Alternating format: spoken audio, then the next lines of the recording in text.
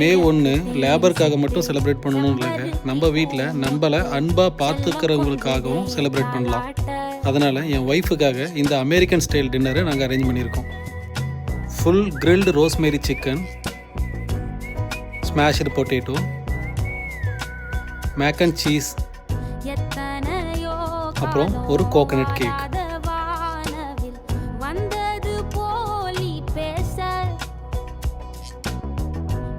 ஒரு cup Swiss butter,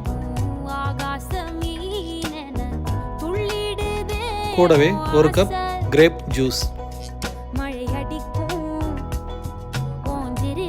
மே 1 என் wife chicken cut பண்ணி செலிப்ரேட் பண்ணுறாங்க.